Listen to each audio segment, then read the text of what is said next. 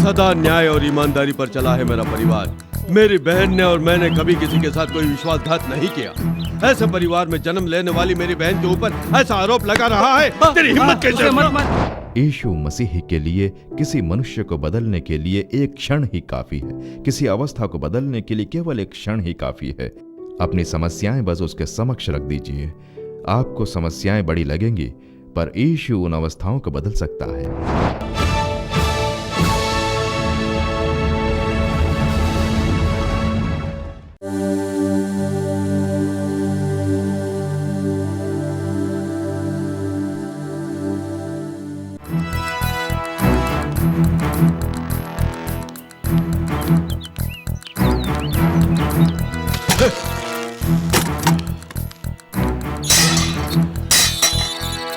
सुरेश, बाहर आइए आइए आइए। नमस्कार। आइए आइए, आओ बेटा। आइए भाई साहब। कैसा भाई साहब? मेरे जिगर का टुकड़ा अपनी बहन का कितनी तकलीफें उठाकर तुझसे विवाह कराया, लेकिन आज मैं तेरे साथ जीवन नहीं बिता सकता बोलकर उसे घर से बाहर निकाल दिया। बेटे यहाँ क्यों खड़े हो, अंदर बात करते चुप रहे। तू अपने आप को बड़ा आदमी समझता है। किस परिवार में छोटी मोटी बातों पर लड़ाई झगड़ा नहीं होता। बड़े होने के नाते तुझे दोनों के बीच समाधान करा के उन्हें बुद्धिमती देनी चाहिए थी। वो सब छोड़कर तूने भी मिलकर उसे घर से बाहर निकाल दिया। तुम लोग इंसान हो, मेरी बहन से ऐसी क्या भूल हो गई? दया करके पहले अंदर चलिए। हाँ बेटे आओ। नहीं आऊंगा, यहीं पर बात करूंगा। तभी सड़क पर आने जाने वाले क्या बात है पूछेंगे और जानेंगे कि कैसे मेरी बहन को घर से बाहर निकाला। वो तुम्हारे मुंह पर थूकेंगे। सुनिए, आपके गांव में जाकर आपके विषय में जाना, वहां आपकी बहुत इज्जत है। आप भले इंसान हैं। आपकी बहन को आपने कैसे पाला ये बात मैं भी जानता हूं। और जब वैसी बहन को हमने अपने घर से बाहर निकाल दिया तो आपका क्रोधित होना उचित है। उसे घर से बाहर क्यों निकाला अगर आप ये भी जान लें तो आप स्वयं दुखी हो जाएंगे। हमें अपनी मर्यादा से भी ज्यादा आपकी मर्यादा की चिंता है। आपकी मर्यादा पर कोई आंच नहीं आनी चाहिए, ये बात किसी को पता ना चले, इसलिए अंदर चलिए। हाँ बेटे अंदर आओ। आइए। अंदर आओ तो सही बेटे। आइए ना। आओ अंदर आओ।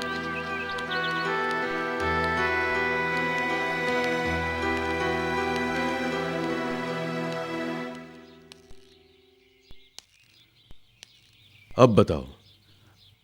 बाबूजी आप ही बताइए। वो कुकर्म मैं अपने मुंह से कैसे बताऊं, तू ही बता दे। दोनों को क्या खेल सूझ रहा है कि तू बोल बोल रहे? बोल बे।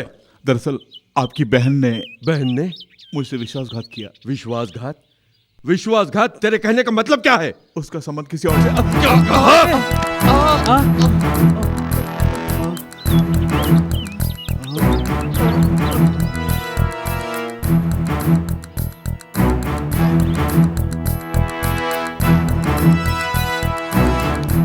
सदा न्याय और ईमानदारी पर चला है मेरा परिवार। मेरी बहन ने और मैंने कभी किसी के साथ कोई विश्वासघात नहीं किया। ऐसे परिवार में जन्म लेने वाली मेरी बहन के ऊपर ऐसा आरोप लगा रहा है, तेरी हिम्मत कैसे? मत मारो। तुझे नहीं छोड़ूंगा बेटे मेरी बात जान से मार डालूंगा तुझे। बेटे उसे मत मारो। क्यों गुस्सा करूं? मैं तुझे नहीं छोड़ूंगा, तुझे नहीं छोड़ूंगा। तुझसे बाद में निपटूंगा, पहले इससे निपटूंगा। मैं सच बोल रहा हूँ। हाँ बेटे। आपकी बहन का भास्कर के साथ पहले से ही अवैध संबंध है। भाई साहब, इस बात से मैं नहीं चाहता था कि गांव वाले आपकी मान मर्यादा से खिलवाड़ करें, इसलिए कोई भी ये ना जान पाए सब बोलकर आपको अलग बुलाकर बता रहा हूं। हम आपकी बहुत इज्जत करते हैं, इसलिए आपको भाई साहब बुलाते हैं।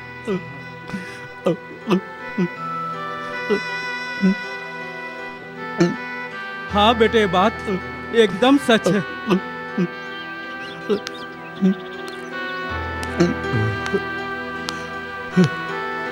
भाई साहब, ऐसी अवस्था में आपकी बहन के साथ मैं कैसे रह पाऊंगा? बताइए ना। हाँ बेटे, मेरा बेटा कैसे उसके साथ जीवन बिता पाएगा?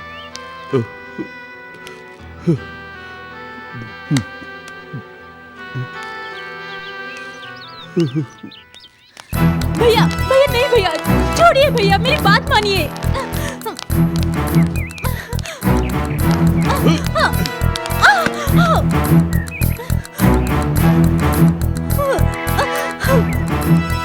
गांव वालों के ताने सुन सुनकर मरने से तो अच्छा है कि मैंने अपने मन ही में इसे दफन कर लिया। लेकिन तुझे आज इस दुनिया से जाना होगा।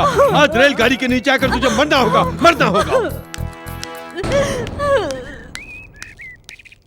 आज रेलगाड़ी के नीचे आकर तुझे मरना ही होगा। शांति, तू क्यों मरेगी? सदा प्रभु के जीवित रहते हुए तू क्यों मरेगी?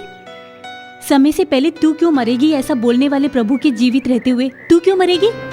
तुझसे कोई भूल नहीं हुई, तुझे मरना नहीं चाहिए।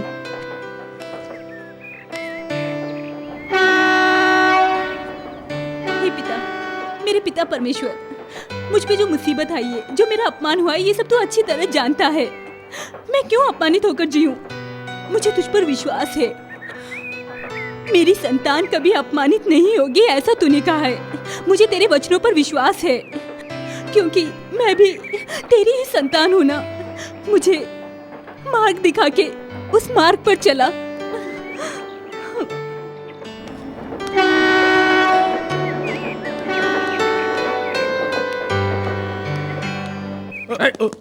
चल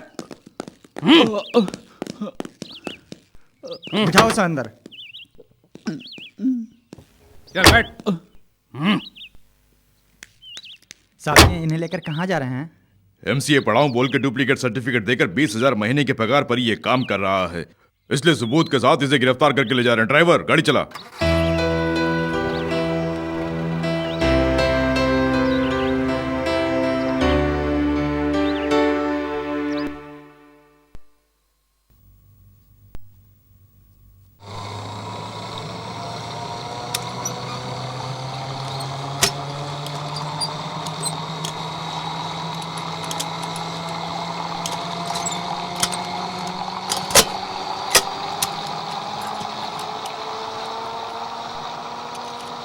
सुशीला, क्या है शांति? इस कंपनी में जो 2 साल से काम कर रहे हैं, उनकी अगले हफ्ते से पगार में बढ़ोतरी होने वाली है। तब तो तुझे भी फायदा होगा। हाँ बहन, मैं बहुत खुश हूँ। सुशीला। हाँ शांति, आज दोपहर के बाद आधे दिन की छुट्टी लेने वाली हूँ। मेरा थोड़ा सा काम बचेगा, क्या तू निपटा देगी? हाँ हाँ, क्यों नहीं, निपटा दूंगी। बहुत बहुत धन्यवाद। कोई बात नहीं। नमस्ते। ओह, आप हैं? आइए बैठिए। अच्छे हो ना? जी हाँ, अच्छा हूँ। अच्छा, आप तो गांव जाने वाले थे, यहाँ कैसे आना हुआ? हमेशा यहाँ से जो ऑर्डर लेता था वो अपने गांव चला गया है, इसलिए मालिक ने मुझसे कहा कि तुम ही जाकर ऑर्डर ले आओ। हाँ, तो क्या क्या चाहिए? बीपी 1 आधा टन और कलर 1 50 किलो भेज दीजिए। एचडी नहीं चाहिए? एचडी अभी है सर, अगले महीने एचडी का मार्केट में शायद दाम बढ़ने वाला है। तो ठीक है, वो भी 5 टन भेजवा दीजिए। हाँ। मालिक, क्या है? मेरे पड़ोस में एक बहन की तबीयत ठीक नहीं है, उन्हें अस्पताल में भर्ती कराया है। उनसे मिलना है, इसलिए आधे दिन की छुट्टी चाहिए। हम इस फैक्ट्री में छुट्टी वुट्टी ज्यादा नहीं देते हैं, पहले यहाँ काम बहुत पड़ा है। सिर्फ एक बार छुट्टी दे दीजिए साहब, फिर नहीं मांगूंगी। तू मेरा अपमान करने वाली, तू अभी तक जिंदा है? तुझे तो मर जाना चाहिए, मर जाना चाहिए। छोड़िए सर, छोड़िए सर, आप नहीं जानते, आपसे नहीं जानते।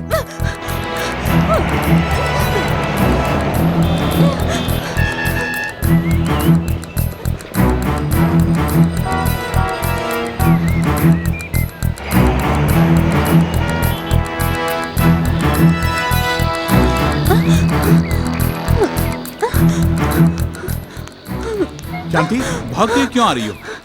जहाँ मैं काम करती हूँ, वो भैया ने मुझे देख लिया। तुझे जान से मार डालूंगा बोलकर उन्होंने मेरा गला दबाना चाहा। तुमने सच्चाई क्यों नहीं बताई? उस परिस्थिति में मुझसे कुछ भी नहीं बोला गया। अगर बोलती भी तो वो विश्वास नहीं करते। तुम्हारे भाई से मिलकर मैं बोल दूंगा। खैर, सामान बाद में ले लेंगे, अब चलो।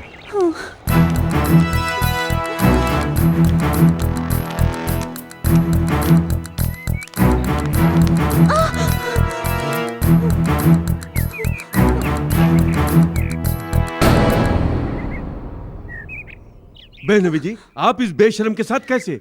भाई साहब, आपकी बहन तो हीरा है, भूल तो मुझसे हुई है। बहनवी जी, आप ये क्या बोल रहे हैं? मैं सच बताता हूँ, जब मैं बेरोजगार था तो एक खूनी की तरह मैंने शादी की। अब 20,000 रुपये तनख्वाह पा रहा हूँ। अगर मैं शादी किए बिना रहता तो लाखों का दहेज लेकर दूसरी लड़की से विवाह रचाने का मैं सोच सकता था, लेकिन उसी समय एक मैरिज ब्रोकर ने मेरे मन को भाप लिया। पूरे 50 तोला सोना और 2 लाख नकद और एक कार मिलेगी। एक परिवार रिश्ते के लिए तैयार है। तू अपनी पत्नी पर कोई आरोप लगाकर उसे बिछड़ जाए तो उस अमीर घर की बेटी से तेरा विवाह करा दूंगा, ऐसा उसने मुझसे कहा। तब मैं और पिताजी पैसे के मोह में आकर शांति कुलटा है ऐसा झूठा आरोप लगाकर आपको भी उस पर विश्वास कराया और आप भी मान गए। फिर शांति और आप गांव में नहीं ये बात जाना। आपकी बहन और आप शर्मिंदा होकर गांव छोड़कर भाग गए, इससे हम बहुत खुश हुए। फिर गांव को विश्वास दिलाकर एक अमीर लड़की से विवाह रचाने की मैंने व्यवस्था की। ठीक उसी समय एमए पास मैं एमसीए पढ़ा हूं ऐसा डुप्लीकेट सर्टिफिकेट देकर एक कंपनी में काम किया। जब यह सच्चाई जान गए तो पुलिस में उन्होंने मुझे पकड़वा दिया। 2 साल की सजा काटकर 2 हफ्ते पहले ही मैं इस गांव में आया। पिताजी बहुत बीमार थे, पिछले हफ्ते उनका देहांत हो गया। मेरा मन पूरी तरह टूट चुका था, इसलिए मैं इधर आया भाई साहब। और अचानक मेरी शांति से भेंट हुई और अपने सारे कुकर्म मैंने उसे बता दिए और उसके सामने हाथ जोड़कर रो रो कर मैंने क्षमा की भीख मांगी। भैया, इनकी आंखों से जो आंसू गिरे वो मगरमच्छ के नैते में जान गई थी और क्षमा कर दिया।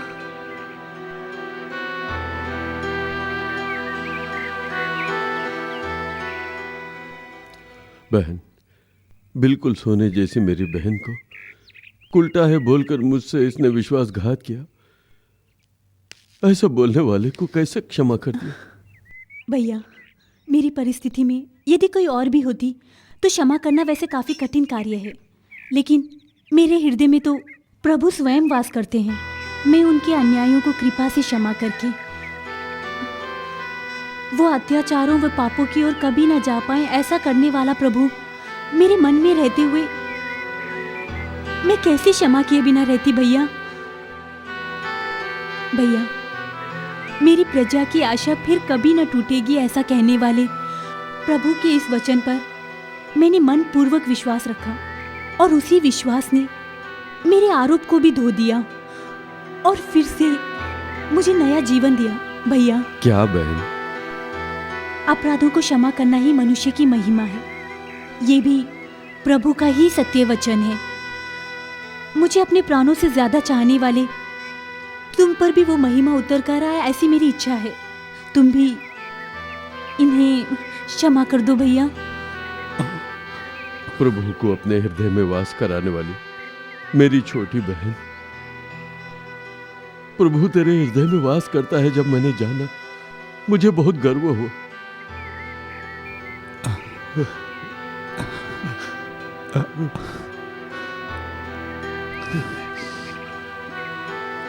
मैंने क्षमा कर दिया।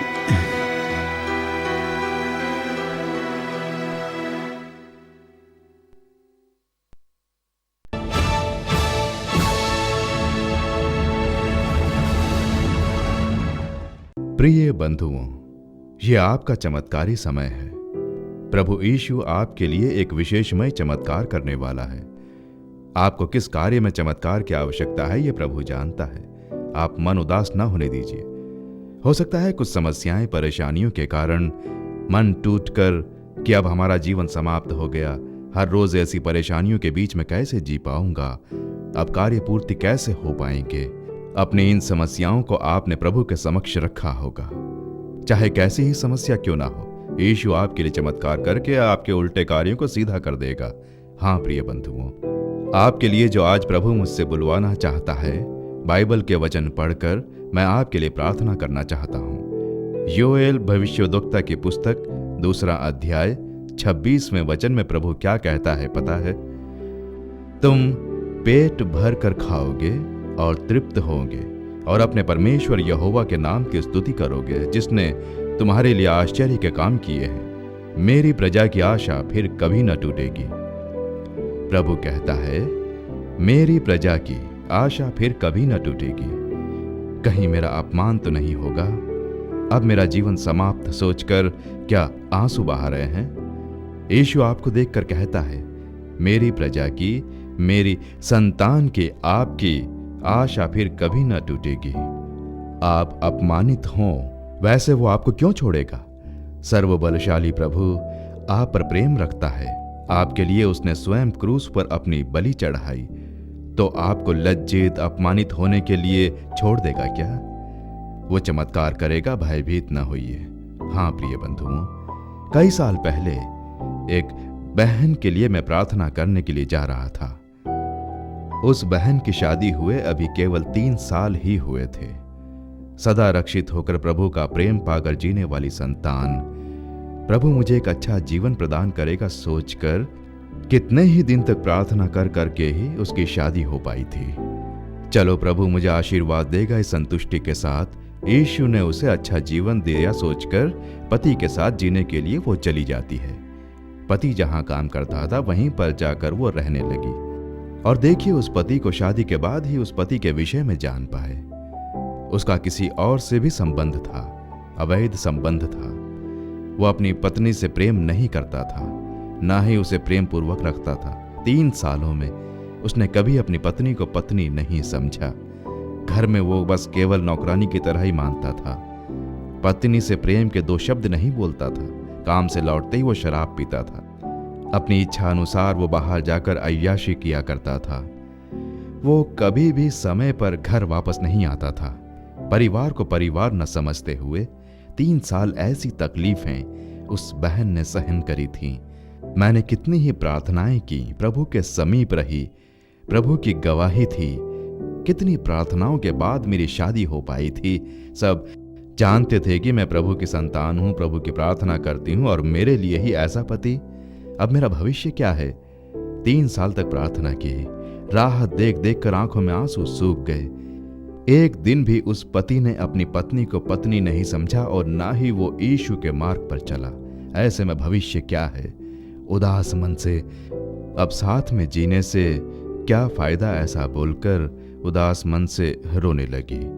उसके बाद ही घर के बड़े लोगों को इस बात का पता चल पाया। तब घर के सब लोगों ने बोला, ठीक है, 3 दिन के बाद सब मिलके बात करके कोई निर्णय लेंगे। अब तो उसके साथ नहीं जी पाएगी। उसने तुझे कभी अपनी पत्नी नहीं समझा, अवैध संबंध रखता है, तो उसके साथ नहीं जिएगी, ऐसा हम सब निर्णय लेते हैं। उसे उससे छुटकारा दिलाते हैं, ऐसा बोलकर आसपास के जो बड़े अधिकारी लोग थे उन सबको बता दिया गया। ऐसी अवस्था में उसके लिए मैं प्रार्थना करने जा रहा था। जब मैंने उससे बात की तो वो रोने लगी। मैं उसके साथ खुशी के 3 दिन भी नहीं बिता पाई। देखिए, 3 साल ऐसी तकलीफों में ये 3 साल बीत गए। उसने न मुझसे प्रेम किया और ना ही वो घर आकर रहते हैं। अपनी इच्छानुसार जीवन बिता रहे हैं। अब मैं कैसे जीती? देखिए, एक अनाथ की तरह उसे रख के मारता। मैं अकेली बस स्टैंड जाकर बस पकड़कर यहाँ घर तक पहुंची हूँ। अब मेरे भविष्य का क्या होगा? मैं प्रभु के समीप रहकर गवाही बनकर जी रही थी। मेरा जीवन ऐसा होने पर निंदा व अपमान ही तो सहना पड़ेगा। ऐसी अपमानित जीवन बिताने की उसकी अवस्था थी। बोल बोल कर वो रोने लगी। काफी दुखदायी बात थी। मैं प्रभु के समूह में जब इस दुख के साथ प्रार्थना कर रहा था तो प्रभु ने कहा, इनके दुखों को स्वयं मैं ढो चुका हूं। मैं अपमानित नहीं होने दूंगा। वो मेरी संतान है, मुझ पर प्रेम रख मेरी स्तुति करने वाली संतान है वो। मैं कैसे अपमानित होने दूंगा? मैं हाथ पकड़कर उठाऊंगा, ऐसा प्रभु ने वचन दिया। जब मेरी उससे बात हुई, कहा विश्वास के साथ प्रार्थना कीजिए। रोजाना प्रार्थना करने पर प्रभु आपके पति का जीवन अवश्य बदलेगा। वो आपको अपमानित नहीं होने देगा, आपके जीवन को वो ऊंचा उठाएगा, ऐसा प्रभु ने कहा है। इसलिए अवश्य चमत्कार होगा। उसने कहा, 3 साल तक मैंने चमत्कार की राह देखी। देखिए, इन 3 सालों में एक दिन भी उसने मुझे अपनी पत्नी कभी नहीं समझा। दूसरी स्त्रियों से संबंध रखकर मेरी साड़ियां भी ले जाकर उन स्त्रियों में बांट देता है। ऐसे दुर्मार्ग पर वो है, घर में ही शराब लाकर वो पीता है। मैं कैसे उसके साथ अपना जीवन बिता पाऊंगी, सोचिए, ऐसा मुझसे कहा। मैंने कहा, यीशु के लिए कोई भी कार्य असंभव नहीं। आप उसी प्रभु की संतान हैं। अगर उनसे डाइवोर्स हो गया तो कितना अपमान होगा। प्रभु के नाम पर वो दोष कलंक बन जाएगा। जीवन में वो तनाव, वो अपमान पैदा कर देगा। प्रभु ऐसा नहीं होने देगा। आपको प्रभु ने 3 दिन का समय दिया है। ऐसा कोई नहीं है जो आपके इस विषय को न जानता हो। अधिकारी लोग आकर कानून बताएंगे, न्याय करेंगे, डाइवोर्स दिला देते हैं, कहेंगे बस इतना ही वो लोग कर पाएंगे। लेकिन प्रभु आपको अपमानित नहीं होने देगा। वही ऐसी अवस्था में चमत्कार कर सकता है। जब मैंने क्यों ना इन 3 दिनों में आप विश्वास के साथ प्रभु की प्रार्थना करें इस प्रकार कहा, तो ठीक है, मैं प्रार्थना करूंगी। प्रभु के अनुसार यदि वो मुझे अपमानित होने से रोक देगा तो मैं बहुत खुश होंगी। इस प्रकार 3 दिन पूरे हो गए। उसने भी विश्वास के साथ प्रार्थना की। 3 दिन के बाद घर के पड़ोस के सब लोग इकट्ठा हुए।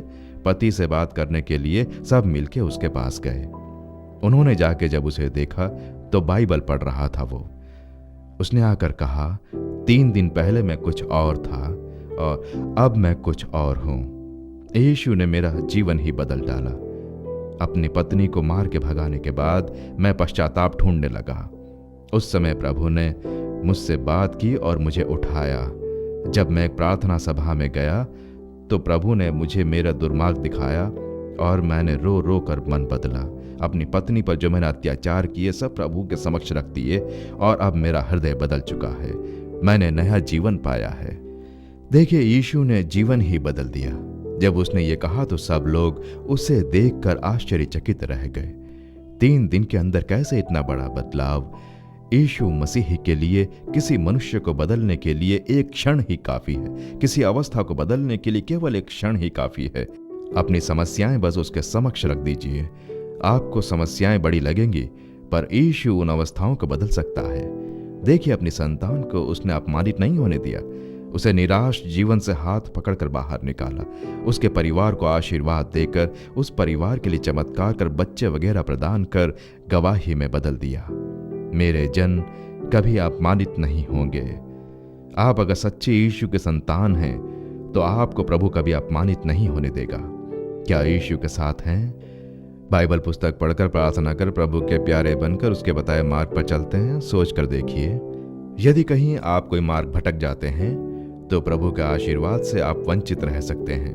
प्रभु को जो पसंद नहीं वैसा जब आप कोई कार्य करेंगे तो प्रभु आपके उस कार्य में कोई सहायता नहीं कर पाएगा। इसलिए आज ही तेरे जन तेरी संतान बनकर मैं रह रहा हूं प्रभु, मुझे कभी अपमानित नहीं होने देना, ऐसा विश्वास के साथ कहिए। हो सकता है आप किसी बीमारी से पीड़ित हों, वो आपको चंगा करेगा। बीमारी के कारण वो आपको कभी अपमानित नहीं होने देगा। पैसों की आवश्यकता, कर्ज की समस्या, तनाव, किसी एक बात से निंदा मिलेगी, अपमान होगा, ये सब सहना पड़ेगा। सोच सोच कर रो रहे होंगे। प्रभु कहता है, मेरे जन कभी अपमानित नहीं होंगे। आपको वो अपमानित कभी नहीं होने देगा। क्या आप विश्वास करते हैं? यीशु मुझे कभी अपमानित नहीं होने देगा। मैं उसकी संतान हूं। उसे जो पसंद है वही करता हूं। वो मेरा जीवन बदलेगा। मेरे जीवन की कमियों को वो पूरा करेगा। मेरी आवश्यकताएं पूरी करेगा। मेरा अपमान ना हो इस प्रकार मेरी रक्षा करेगा। ऐसा विश्वास करते हैं?